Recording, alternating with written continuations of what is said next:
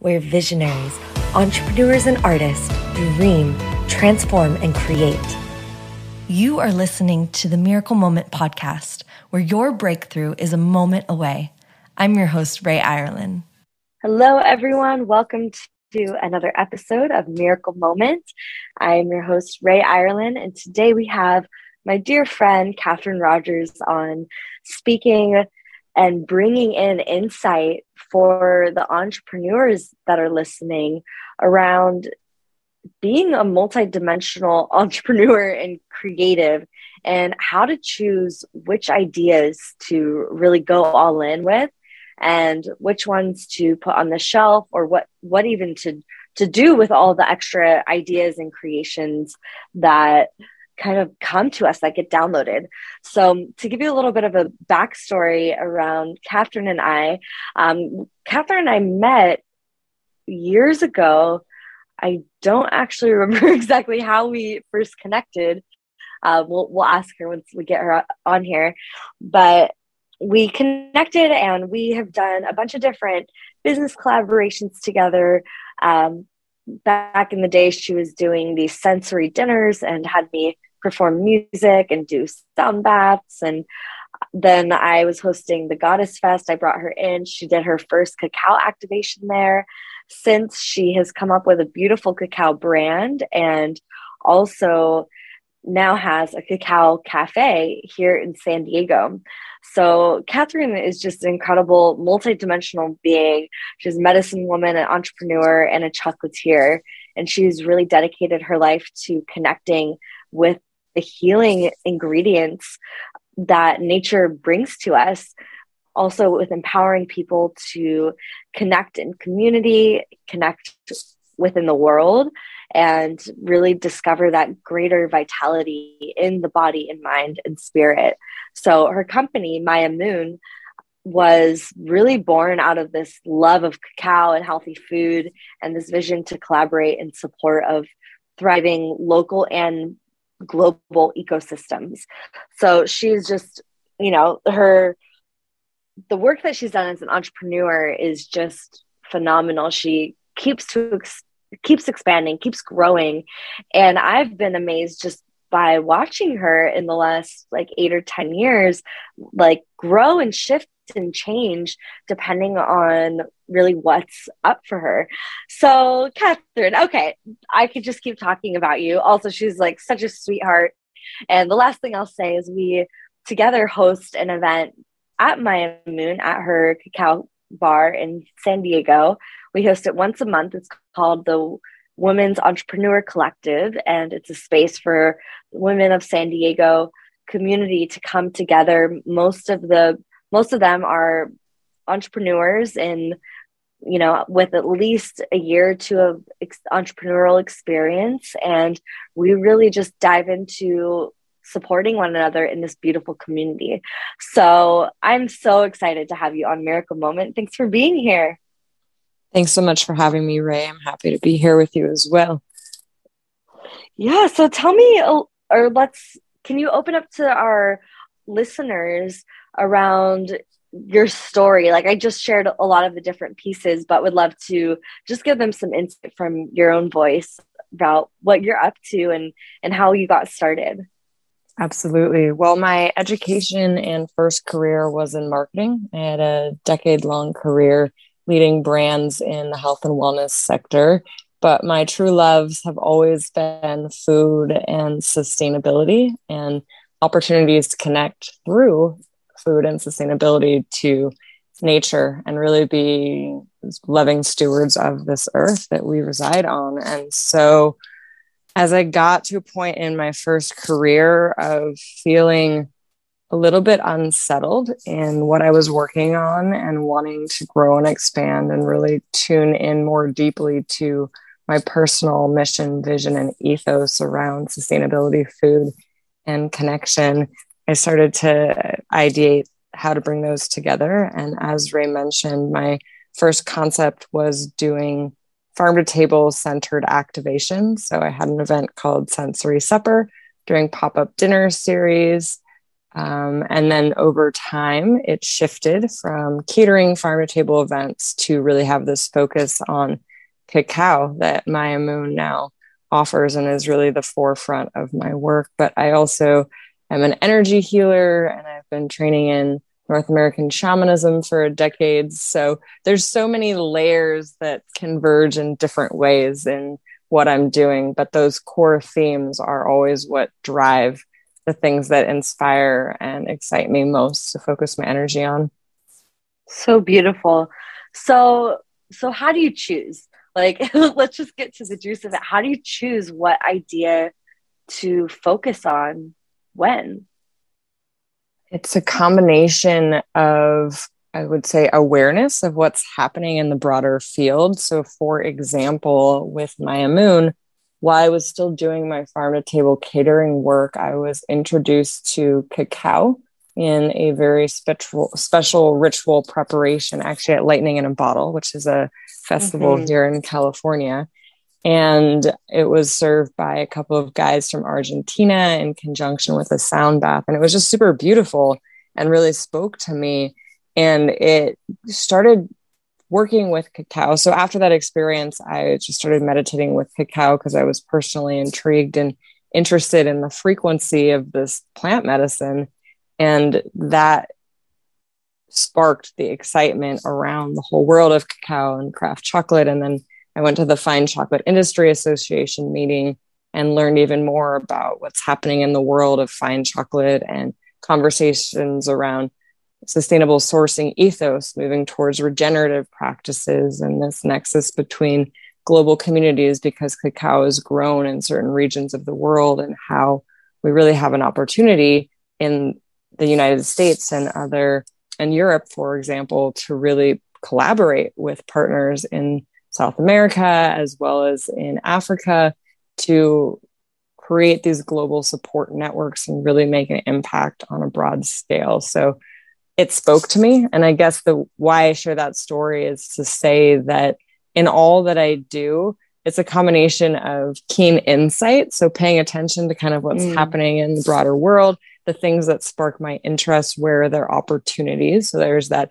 entrepreneurial spirit paired with just the natural trajectory of how energy is flowing and moving, right? So the reason I shifted from catering to having Maya Moon was because I was just starting to lose desire in being out in the field 24/7. So it's continually asking the question over and over again of, where's my energy naturally being drawn towards? What are the opportunities and potential revenue streams? And what's the convergence point in those? And, I think when we start to play with the magic that's available for all of us just in life, opportunities, when asking those questions and listening, opportunities tend to just arrive in really cool timing that help to give that little tug of the next path to walk down. And I love following them. So beautiful. And so I know so many entrepreneurs are in a space of transition right now. The world is shifting. There's so many moving pieces. I can feel that in my life. And I see that in, all the conversations I'm having. And I'm curious for you, like, do you find that you end up kind of taking a pause, or do you kind of just jump into whatever you're being like called towards next? Like, what does that transition look? How has that transition looked like for you in the past? I would say in the past, it was a lot more contemplative than it has been more recently. When I was, for example, transitioning out of my career in marketing, it was one layer at a time. I went from working full-time and doing all of my business stuff on the side to working part-time and having more time and space for business. And then eventually doing consulting for marketing. And then finally just having my business as my focal point. So that was a lot more of kind of a slow, calculated process. But that was in large part because I lacked the confidence and self-trust at that point, or it was still growing within me that I really could do the things that I love most in life. I would say more recently, kind of for for better or worse, I've just been jumping in. And as the opportunities arrive, and if it feels like a yes for me and it's clearly aligned with those core values. So I think for me, the biggest thing is to always come back to my core values and now my Amun's core values. And so long as we are continuing to embody those, as long as I am continuing to embody those for myself, and it's smart business, I can see ways that cash can come from whatever is being considered, then there's very little at this point that would be a no for me. Obviously, also, there's certain things now with where the business is moving towards that are more long-term vision. So of course there's infinite opportunities, but sometimes it's like, the question now becomes, if I focus my energy there, does it take away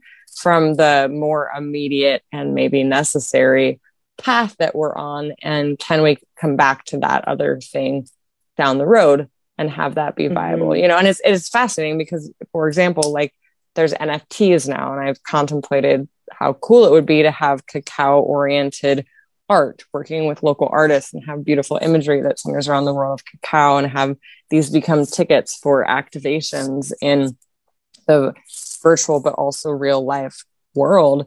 And all of that sounds so fun and enticing, and it would require time and energy. So I've come to the conclusion of not right now. And I think that's something that we all get to consider, right? Especially as we start to play in these virtual realms. We can be multi-planal and multifaceted, and it has to make sense from a business perspective and just within our own capacities. Otherwise we end up trying to run multiple businesses simultaneously, which I don't think is good advice for many people. Although if you have a massive team, maybe it's different, but totally having that clear value point of your energy and your time, and making sure that that if you're going to be choosing something new, that's going to be taking away from something. So having that calculated into that decision process. And a lot of times when I'm working with clients, we talk about our decision process, because decision fatigue can be such a drain and such an energy leak that we very easily oversee and just overlook. And so I talk a lot when I'm working with clients around how to make quicker and more aligned decisions. And so it kind of sounds like you found that groove for yourself and your business. And, have you noticed that frees up more time and energy, or like, have you noticed a shift in terms of kind of how you used to maybe make those decisions versus now? Absolutely. And I will also say that sometimes it's a process of trial by fire, but I've learned over time how to do that in a less negatively impactful way. Meaning, for example, like with my Amun, and we have our cafe space in San Diego, I started by having a lot of events there. We were doing community events many, many, many nights a week. And it became really cumbersome and time consuming to be hosting these events all the time. And so through that process and just observing how the energy was being pulled and how much time was being spent in relation to the revenue generated, we pared it back and went down to just 2 nights a week with events. And so that was a pretty quick way to learn where the nexus with that community connection piece was and where the opportunities was, but kind of now in that sweet spot of having that ethos being lived and breathed in the space, but simultaneously not having that pull away from other places where time and energy can be applied. So that's one example, right? So what I've learned over time, the other thing that I mentioned, like I've been wanting to do some work in the VR space, shooting video content to help connect people to the world of cacao and our farmers in cool and unique ways. And I just put a few feelers out to ask people about who they know that might be in that space that could shoot some of the content. And the response that I've gotten, which has taken basically no time at all, right? I've sent a couple messages to people I know that are really plugged into the videography world. And the response has been, they don't really know anybody. So I find now there's kind of this practice of like throwing a dart out, and just seeing if it lands. If it lands close to the bullseye, or there's like a clear thread that catches, it's like, okay, like maybe that's worth exploring more. But if the dart gets thrown and it's like totally off in left field, then I'm like, cool, that's not, the energy is not there right now. It's not the time for that, and just table it. And it's already been thrown. Who knows? Maybe that boomerang or dart comes back a year later and just happen to meet somebody at an event. That's totally. Like, oh, by the way, I'm now doing this thing. And it's like, okay, let's pick that back up. So I think it is truly, obviously, having an eye on the big picture and the game plan for the business and the revenue streams, but also staying open and playing with life's natural flow of energy and what is ready to kind of gel and become something bigger. Yeah. And I was talking with a mentor just yesterday, and we were talking about the piece around your feminine intuition, that superpower that women do have a deep connection with it, and men as well. And how to really bring that into your business decisions. And it sounds like you've really used that, and you have such a beautiful balance of integrated masculine and feminine within your being, your presence, and your businesses. And I've always seen that. That's why I love partnering with you, because it flows very seamlessly. And it really feels like that's kind of been your strategy, is like intuitively you're like, ooh, I like this. I want to try. I want to follow my desire. You give it a shot, but you also never lose sight of, okay, how is this actually impacting my big mission and our very directive focus right now? What is the bottom line? How is this supporting business growth, but also the growth of our ethos and values? And so it sounds, and I think a lot of people, when they start their businesses, they do kind of skip over that piece around really defining both your personal values and your business values. And so that, I just want to highlight, is such a key thing to be focusing on while in those first few years of business and kind of creating your business identity. If you don't have those, you could see how you could easily just shoot an arrow and you wouldn't actually know if it's on target or not. Exactly. And this is, looking back now, this is one of the things that I love thinking about my past life and past career, is brand strategy is all about the embodiment of values. A good brand is super clear on who it is and how it's presenting that to the world through the actions that the brand takes, through its people and its products, however that wants to manifest, right? So it's really fun in a lot of ways, because I'm like, oh, great, I get to apply those principles that I was offering and supporting for other companies now in the thing that I'm most excited and passionate about. But absolutely agree. The more that there's clarity around those core cornerstones, the easier it is to make decisions that are, is it aligned with that or is it not? It's a clear pathway of yes and no. And I'm also a big proponent that when we create a container to play within, it actually allows for potentially even more creativity to emerge versus playing with just kind of a loose, open-ended, infinite potential. There's obvious creativity in that too, but it's kind of, if you think about, we're talking about the feminine, if you think about the womb space, like it has this ability to stretch in certain ways, but it's also this contained environment, right? So we're creating that kind of loving container for those creative impulses to flow through, but there's clear support, there's clear parameters. And I really think that sparks a nice balance, which I really appreciate in doing business. Yeah, that's a beautiful point. And I even think when you're talking about how you get to use your background of marketing and branding in everything you're doing now, and you had mentioned kind of the imagery of a boomerang, like sometimes you'll throw a dart out there and you'll miss it, but you actually never know when it's going to come back around and actually be something that you want to dive deeper into. And I think that concept around every action and really every failure, every time you pour energy into some part of your business, it could come back around at some point. And so to also not get defeated, I know especially in the beginning years of entrepreneurship, but also actually, I've been talking with a lot of entrepreneurs right now that are grandly successful. And just with the state of the world, there's a lot of shifts happening.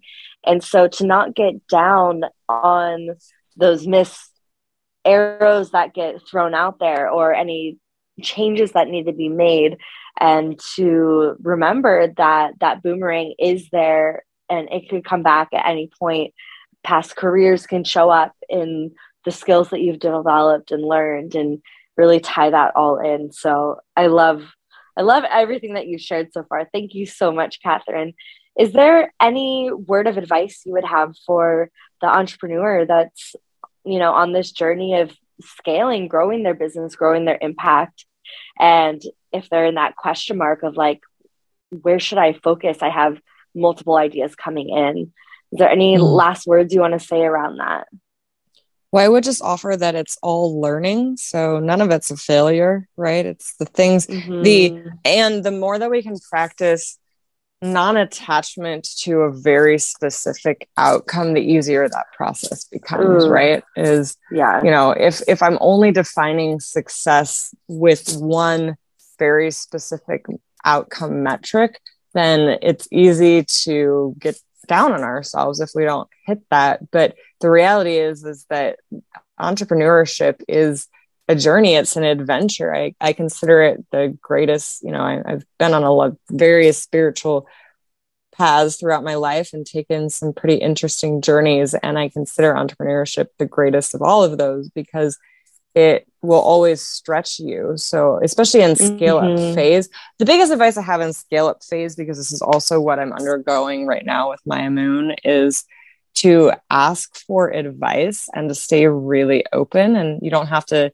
take and integrate everything that you receive, but I am actively talking to and seeking mentors and a variety of perspectives from all sorts of different people who have founded companies, had companies that were successful, had companies that flopped, that have worked with bringing investors into the fold, that have value and mission-driven businesses in the food sector, because that's the world that I operate in the consumer packaged goods sectors. I mean, I literally, anytime I meet anybody or even meet anybody that might know somebody, I ask if I can do a 30-minute drop-in with them. And I bring very thoughtful questions to the table. But at this point, there's so much that I can learn from other people who have walked these paths before.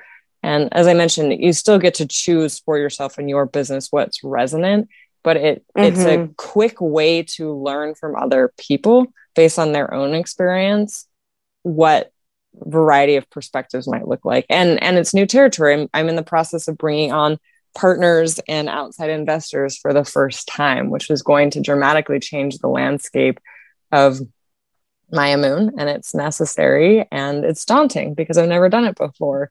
So that's where talking to people that do have experience is very useful. So I think my advice would be to stay open, to stay nimble, to stay fluid and flexible, be super clear on your non-negotiables, which I consider to be those core values. And everything else is an opportunity for learning and growth for the company and for you personally as the CEO or founder or leader of that.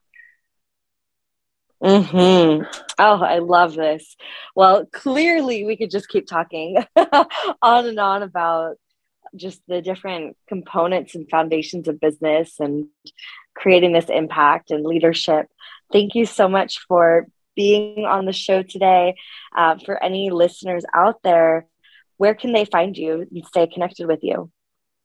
Well, if you're in San Diego or Southern California, stop by Maya Moon Collective. We're up on Adams Avenue in Normal Heights. You can also go to mayamoonccollective.com.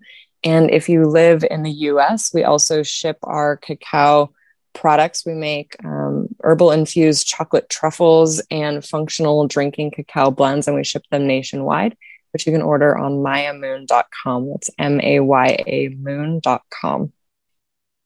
Amazing. Well, thank you so much, Kathryn. I will see you soon. And thank you to all of our listeners Thanks for dropping in. We'll see you on the next episode. Thanks for checking out this video. Subscribe and ring the bell if you haven't yet so you can stay up to date for new episodes coming out soon. And remember to witness and acknowledge the miracles and magic in every moment. This is Ray Ireland, and I'll see you soon.